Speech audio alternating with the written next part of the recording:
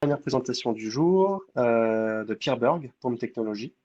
On va accueillir donc Emmanuel Dattoli, qui a eu une première partie de carrière dans le secteur aéronautique comme ingénieur en calcul de structure, avant de rejoindre Pierre Berg et donc de joindre aussi les applications automotives, toujours dans la même spécialité, donc calcul de structure.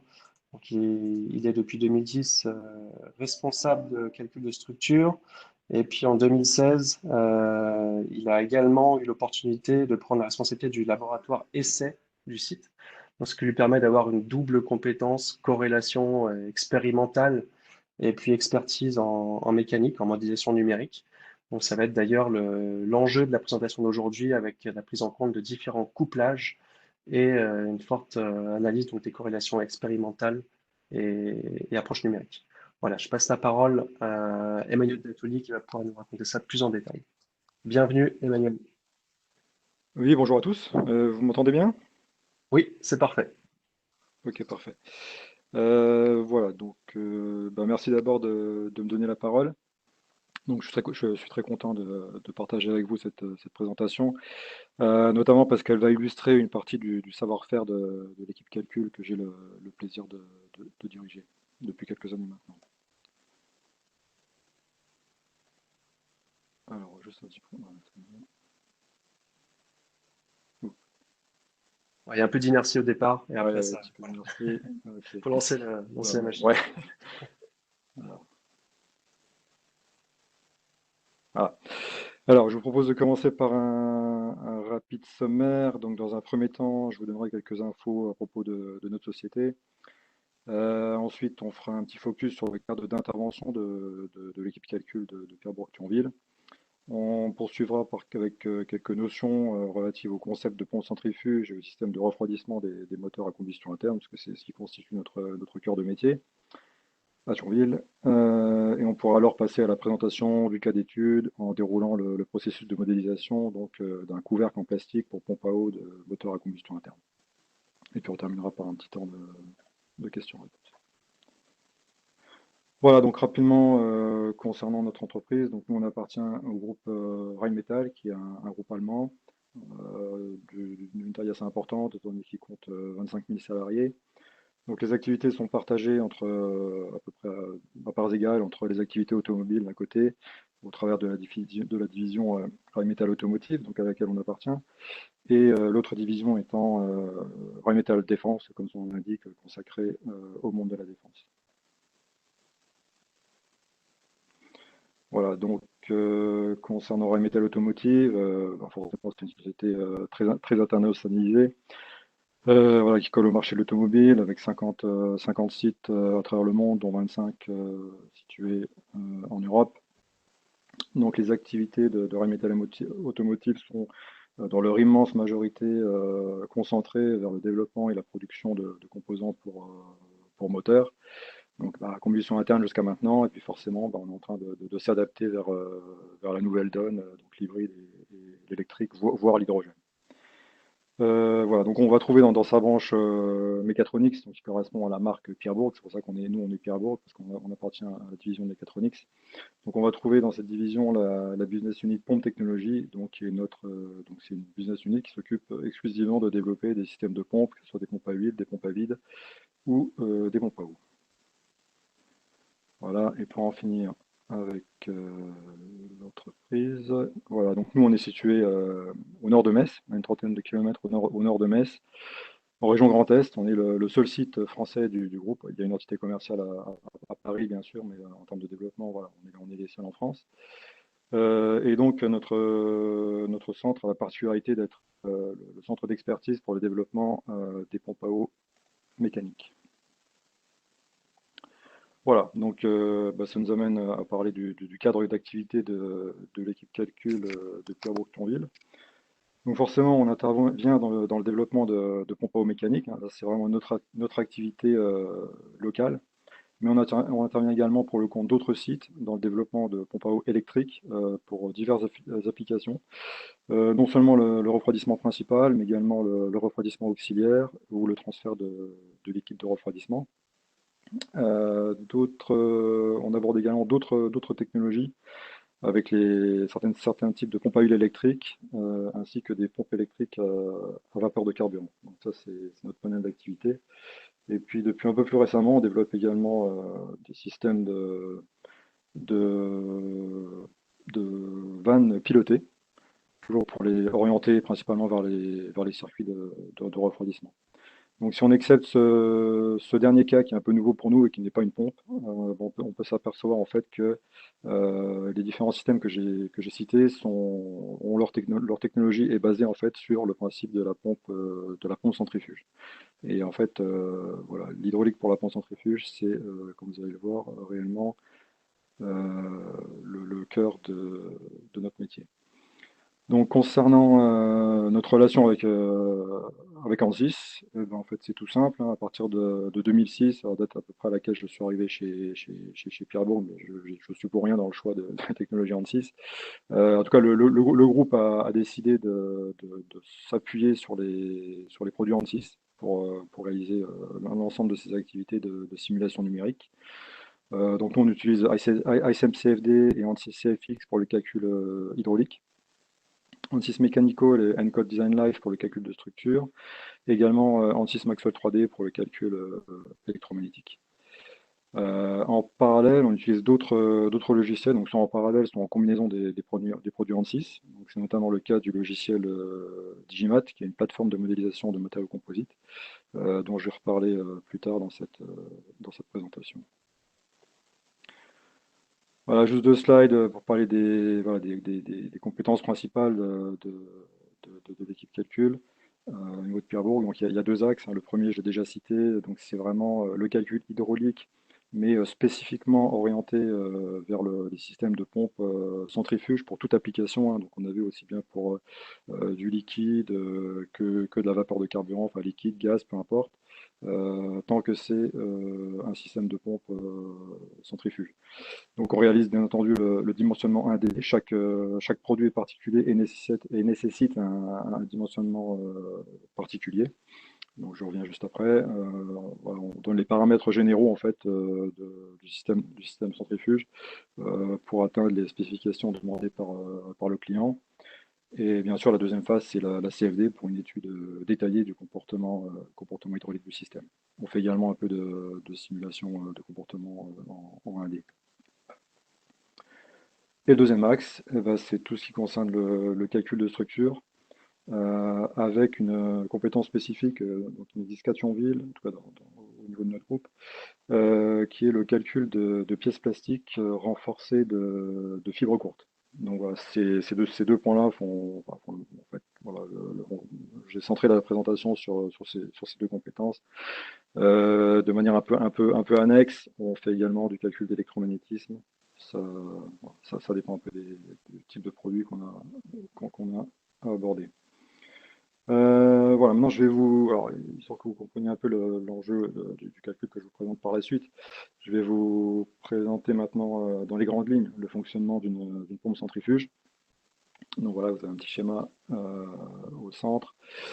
Voilà, donc d'une pompe centrifuge, il faut savoir que ça se compose il y a deux composants en fait, dans une pompe centrifuge.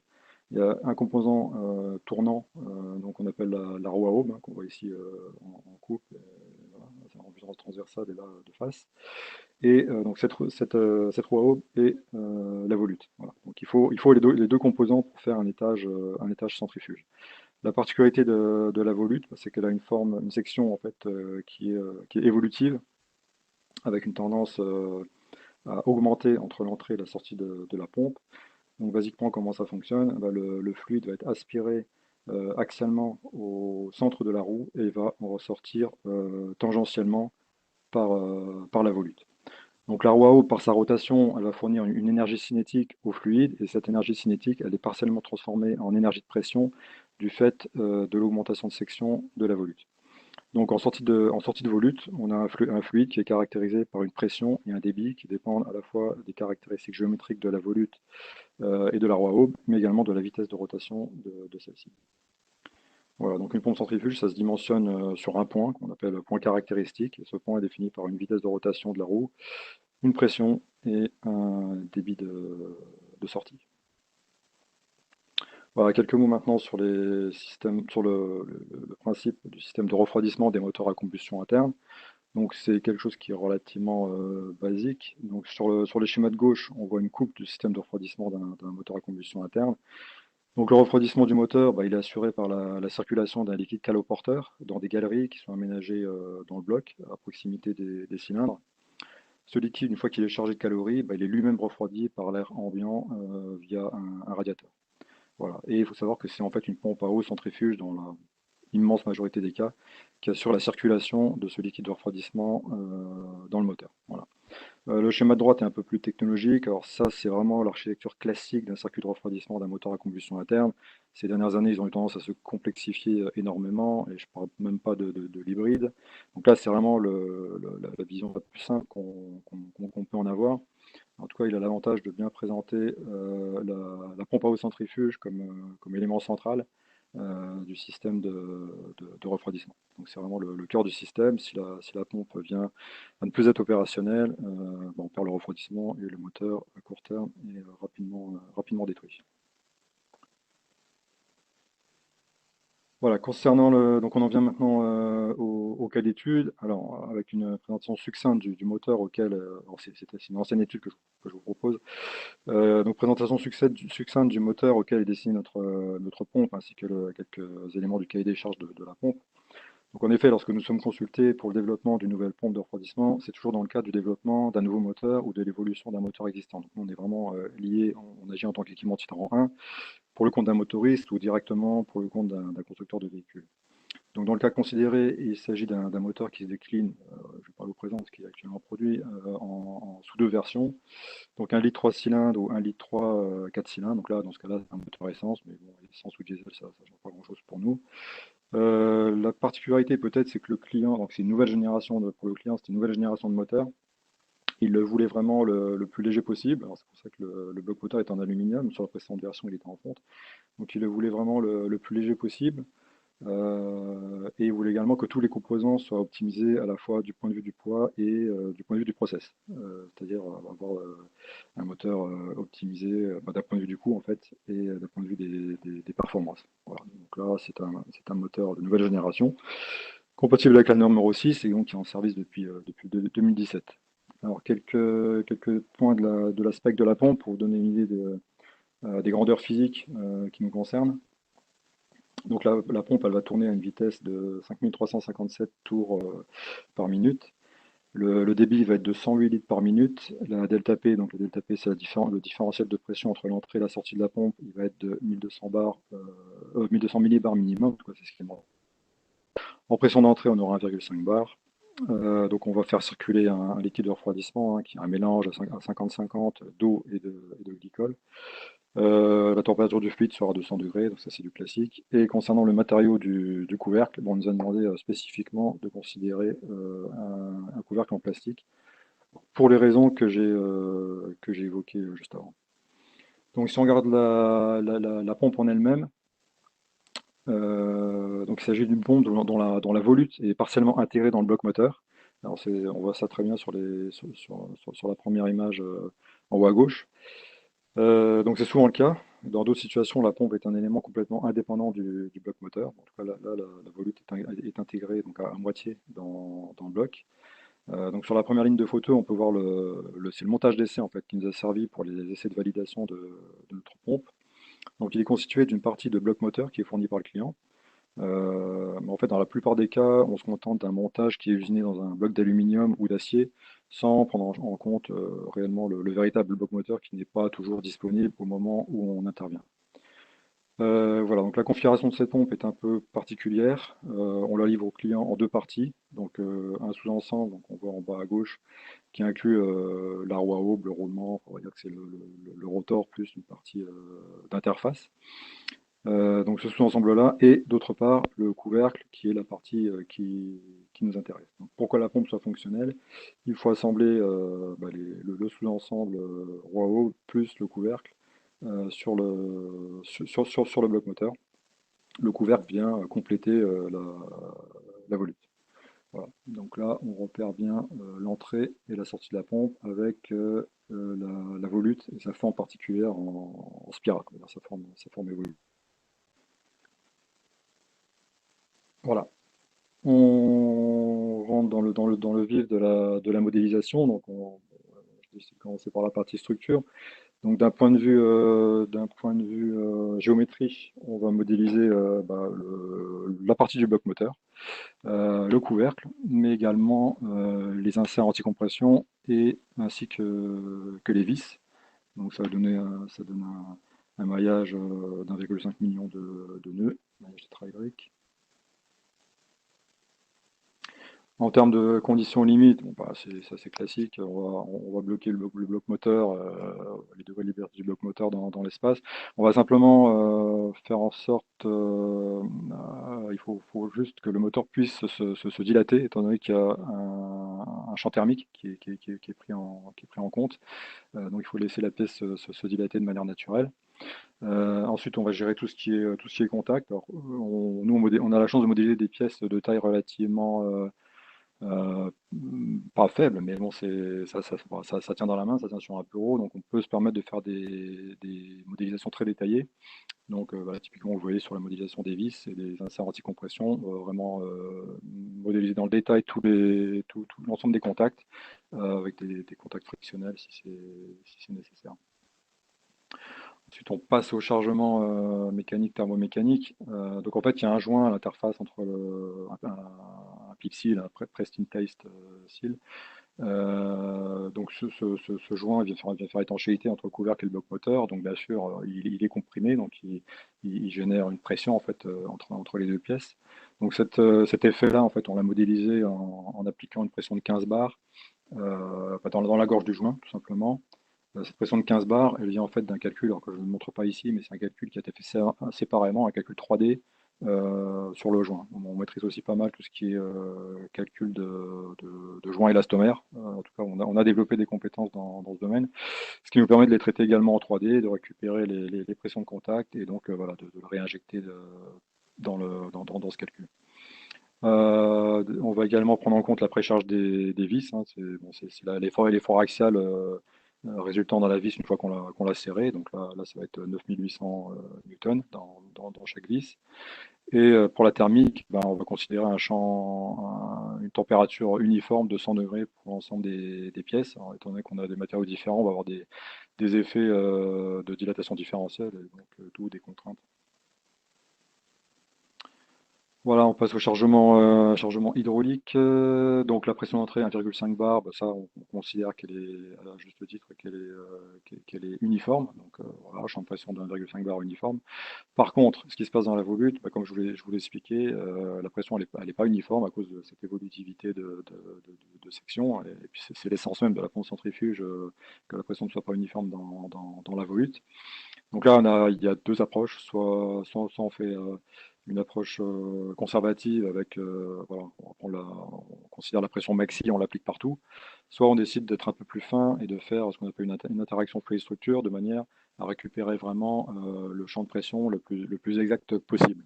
Alors s'agissant d'un couvercle en plastique, qui est un matériau moins robuste, on va dire, que l'aluminium par exemple, notamment en température. Donc là, effectivement, dans ces cas-là, ça vaut le coup de faire une approche FSI.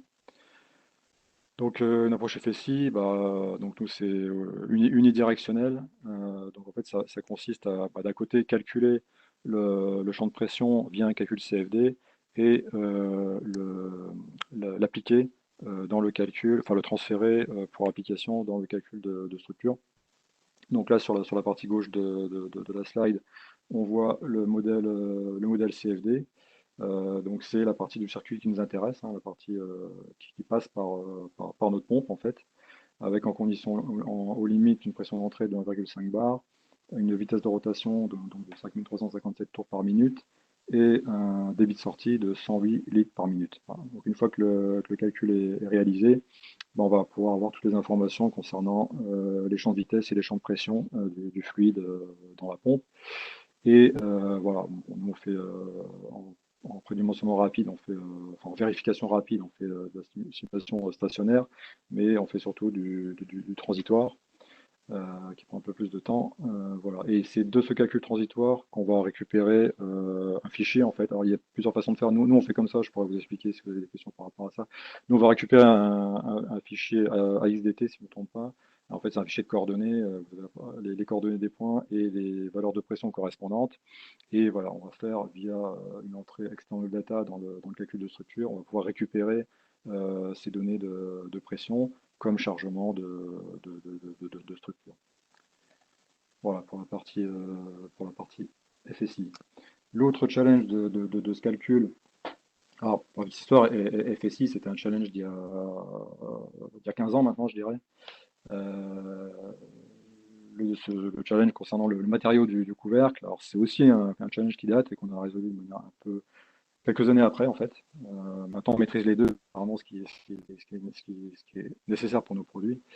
Donc le challenge c'est on a un couvercle en plastique. Alors de quel matériau s'agit-il? Alors, on peut jeter un œil à la pyramide des matériaux. Donc il y a des matériaux, les plastiques, hein, c'est une grande famille, c'est très vaste. Donc il y a les amorphes, les semi-cristallins. Plus on va monter dans la pyramide, plus on va avoir des matériaux performants, en termes de performance mécanique, j'entends, mais également ils vont être forcément plus onéreux. Donc, nous, en général, on se tient à l'étage avant le dernier étage. De temps en temps, on fait des incursions dans le dernier étage. En tout cas, c'est là qu'on est. Donc là, je parle des résines. Or, nous, on utilise des résines renforcées de fibres courtes. Alors, ça peut être des fibres de carbone, mais plus généralement des fibres de verre, des fibres de verre courtes. Donc là, typiquement, le matériau qu'on a considéré pour ce couvercle-là, c'est du PPS GF40. Donc c'est un matériau composite, hein, donc certains l'appellent choucroute parce que c'est vrai que c'est pas du stratifié comme on a dans l'aéronautique, c'est du mélangé parce que le process de fabrication c'est de l'injection. Mais en tout cas, c'est un matériau composite au sens propre du terme, à la fois hétérogène et avec un comportement anisotrope. Alors, suivant qu'on va solliciter la pièce dans le sens d'une forte concentration de fibres, dans le sens de la longueur ou dans le sens transverse, on voit sur ce petit graphe, sur les courbes d'une même couleur, en fait, la courbe continue correspond à une sollicitation dans le sens long de la fibre et l'autre a une sollicitation dans le sens transverse, et on voit que les comportements mécaniques sont très différents. Or, le processus d'injection, donc typiquement, alors c'est pas le bon couvercle, c'est pour illustration, mais on voit que la répartition des fibres dans la pièce est fortement dépendante du process d'injection, et notamment de la position du point d'injection, qui lui est défini par l'injecteur, donc par le process. Donc là, typiquement, sur cet exemple-là, on voit bien que suivant qu'on injecte ici, qu'on injecte là, la résultante de répartition des fibres dans la pièce est complètement différente. Et donc, le comportement mécanique de la pièce, en chacun des points de la pièce, va être totalement différent. Voilà, donc le challenge était de résoudre ça. Et ça, on l'a résolu en couplant de la simulation d'injection avec un logiciel qui s'appelle Digimat et avec ANSYS en calcul, pour le calcul final. Donc en quelques mots, j'ai plus trop le temps de détailler. Donc en fait, la simulation d'injection, elle va nous donner l'information concernant la microstructure. Donc en gros, c'est en tout point, en tout point de la pièce, quelle est la répartition, la répartition et la distribution de fibres et de matrices. Euh, les cartes matériaux Digimat vont nous permettre de traduire en fait cette notion de microstructure en notion de comportement mécanique. Et la combinaison en fait de ces deux informations dans ANSYS nous permet de faire des calculs de structure, de résistance, de rigidité, qui sont tout à fait prédictifs. Et surtout, l'objectif c'était qu'ils prennent en compte à la fois le caractéristique composite du matériau et également les caractéristiques du process de fabrication. Voilà. Donc là, on revient un peu sur le couvercle, hein, donc avec la petite visu de la simulation d'injection. Donc on est injecté par le groupe. Alors c'est pas nous qui décidons ça, c'est nos fournisseurs. Après, on peut s'en arranger avec eux dans certains cas. Donc là, c'est la même chose, mais détaillé, c'est le remplissage. Donc là, on voit la résultante en termes de répartition des fibres, hein, donc ça semble logique, on a intégré par le haut, il y a une forme un petit peu de dôme comme ça, donc les fibres, elles partent quasiment de manière axisymétrique. Après, il se passe d'autres choses parce que la géométrie est un peu plus torturée et moins axisymétrique.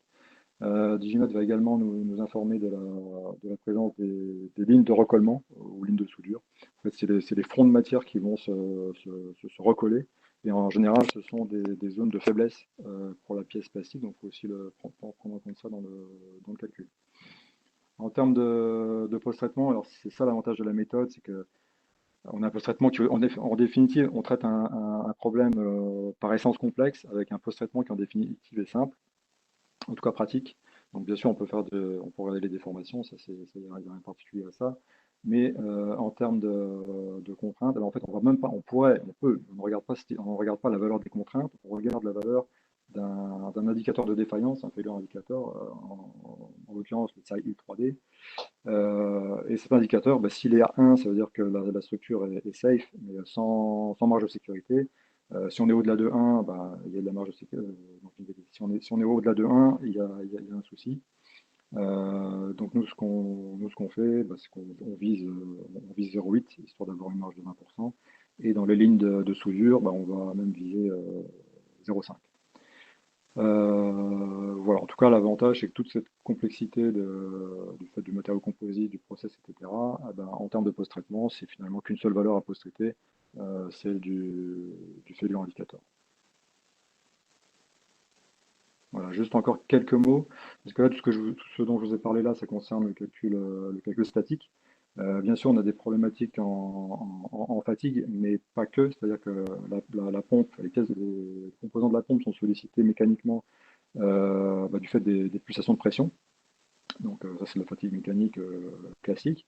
Mais il y a un autre paramètre qui nous intéresse nous, notamment avec les pièces plastiques, c'est le vieillissement chimique en fait dû au contact avec le liquide de refroidissement à haute température, qui tend à dégrader les performances des plastiques. Alors ça dépend de quelle matrice on parle, mais ils sont plus ou moins sensibles à un vieillissement chimique.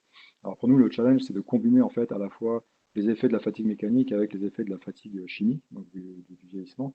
Et pour ce faire, comme c'est pas quelque chose qui est tout à fait standard, voilà, on a décidé de lancer des travaux de thèse. Donc c'est une thèse qui se termine là, qui a commencé donc, en janvier 2018. On a embauché un doctorant au sein de notre équipe. Voilà, pour travailler spécifiquement sur cette problématique, histoire de pouvoir bah, boucler notre workflow de dimensionnement des pièces plastiques. Donc là, je vous ai mis dans la présentation un lien vers le premier article qu'il a édité en février, sachant qu'un deuxième est en cours et qui terminera sa thèse d'ici la fin de l'année. Voilà, j'en ai terminé. J'espère ne pas avoir été trop long et voilà, si vous avez des questions, bah, j'essaierai d'y répondre avec plaisir.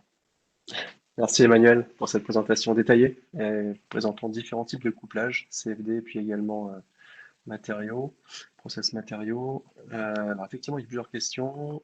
Première d'entre elles, est-ce que ou comment avez-vous vérifié le paramètre NPSH sur vos pompes? Alors, ouais, alors, non, mais ça, je peux répondre globalement à la question. Donc, il faut savoir en termes justement de corrélation à ces calculs, on a toujours eu un excellent, enfin, on a toujours, parce qu'on fait systématiquement, enfin, à partir du moment où il y a un prototype qui est fabriqué, la plupart du temps, c'est le cas. Donc, on a systématiquement l'occasion de comparer les performances obtenues sur banc, ce qu'on appelle banc de caractérisation de performance. Donc entre ce qu'on obtient au Bancarac et ce qui est obtenu via simulation CFD. Et je crois que le pire gap qu'on ait enregistré, c'est de l'ordre de 15%, mais on est plus souvent dans l'ordre de 5% de delta entre ce qu'on mesure et ce qu'on prédit. Donc on est vraiment on se sent vraiment safe, on va dire, quand on fait de la prédiction par calcul au niveau des performances hydrauliques des Mhm. systèmes de pompe centrifuge, parce que ça marche très bien en fait via la simulation, donc entre autres via AndyCFX, qui est le logiciel qu'on utilise. Que vous maîtrisez, ouais. Tenez-vous compte de la dilatation thermique et avez-vous la différence au point d'injection? Alors oui, on tient compte de la dilatation thermique, ce qui fait que les cartes matériaux Digimat qu'on doit ou qu'on fait développer, alors on ne sait plus qu'on les fait développer parce qu'on n'a pas les ressources humaines pour le faire, c'est un process qui est assez long, enfin voilà, faut avoir de la disponibilité pour le faire ou de la compétence pour le faire. Oui, effectivement, donc nos cartes, elles sont thermo-élastoplastiques. C'est-à-dire qu'effectivement, on va prendre en compte la dilatation de la matière plastique, de la même manière qu'on prend en compte les dilatations de l'ensemble des matériaux. Ok. Alors, une autre question, là, c'est concernant l'application de la coefficient de frottement. Avez-vous choisi frictionless à cause du type de matériau ou des conditions thermiques? Et quel serait l'inconvénient si on applique un coefficient de frottement? Ouais, alors c'est toujours bon. Après, c'est la vaste question des conditions limites. Donc là, c'est vraiment un morceau de bloc.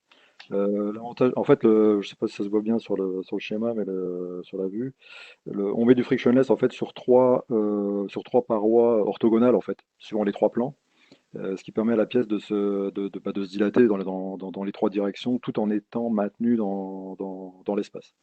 Je pense qu'historiquement, on a fait pas mal d'essais, enfin, oui, on va dire d'essais, et c'est finalement la méthodologie qui nous a semblé qui nous semble la plus adéquate, et c'est celle dont on se sert couramment. Donc, je dirais qu'on se pose même plus la question. Peut-être à tort, je sais pas. On se pose plus la question. Quels sont les matériaux plastiques habituellement considérés dans vos produits? Bah, alors, comme je vous l'ai dit, on est assez vite limité, nous, notamment pour deux choses, pour le niveau de température. Donc, vous le voyez en fait hein, sur vos jauges moteurs, hein, température moteur, quand tout va bien, c'est 90 degrés, hein. En stationnaire sur l'autoroute, c'est 90 degrés. Après, les cahiers des charges, pour des questions de sécurité, vont monter plus haut. On peut avoir jusqu'à des pics à 120, voire 130 dans certains cahiers des charges. Donc tout de suite, ça nous limite en termes d'utilisation de matériaux plastiques et ça nous force à monter assez haut dans la pyramide des matériaux plastiques pour avoir des matériaux performants. L'autre aspect étant la sensibilité à l'eau et au glycol, enfin, sachant que nous, le liquide de refroidissement, c'est un mélange des deux, parce qu'on a des phénomènes principalement d'hydrolyse.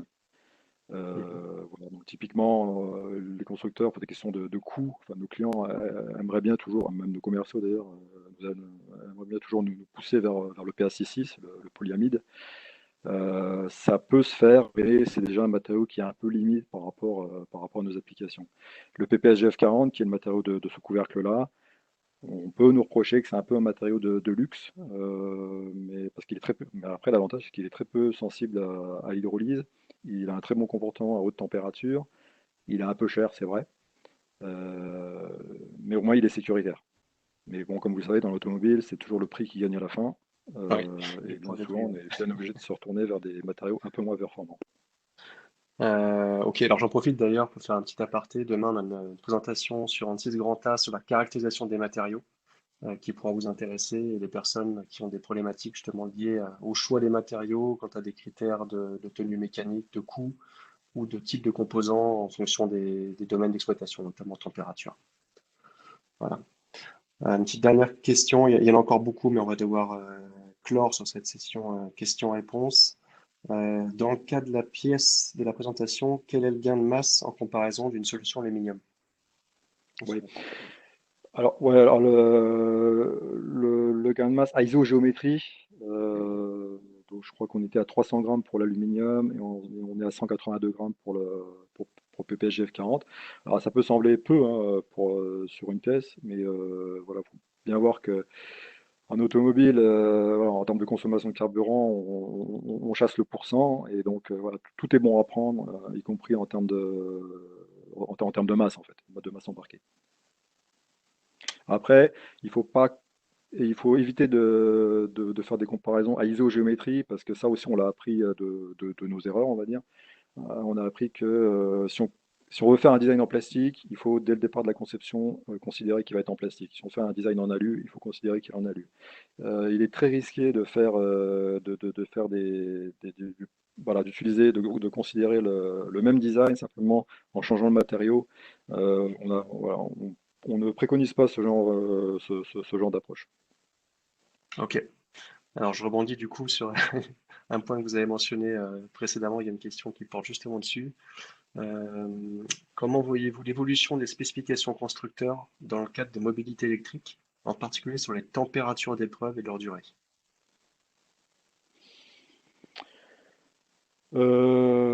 J'ai pas, pour l'instant, nous, on n'a pas vraiment de vision là-dessus, sachant que, ouais, c'est vrai que j'ai parlé d'hybride, mais là, hybride ou électrique, mais là, on va vraiment partir sur de la pompe à eau électrique ou de la vanne pilotée. Ça, typiquement, ça va très bien sur les moteurs hybrides ou les moteurs électriques.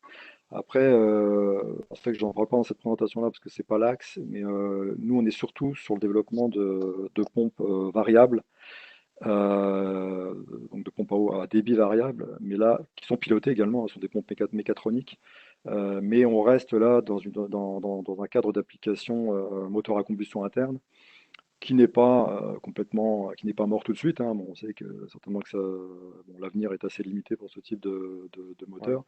C'est pour ça qu'on vise plutôt le marché du poids lourd avec les applications pompe variable. Mais c'est vrai que de notre point de vue à Thionville, on n'a pas encore une vision très claire de l'évolution des specs parce qu'on est quand même parce qu'on reste encore majoritairement dans du développement de pompes à eau mécanique. Même si voilà, on est très conscient que il faut chercher d'autres axes et c'est ce qu'on fait en parallèle. Mais pour l'instant, il y a encore un marché pour de la pompe à eau mécanique si elle est variable et notamment le marché du poids lourd. Ok. Bon, mais on va en rester là pour les questions. Il y en a encore d'autres qu'on vous transmettra par la suite. Oui, Donc, avec plaisir. Ouais. merci Emmanuel pour cette Merci à présentation et vous. ces compléments d'explication. Bonne fin de journée à Thionville. Merci.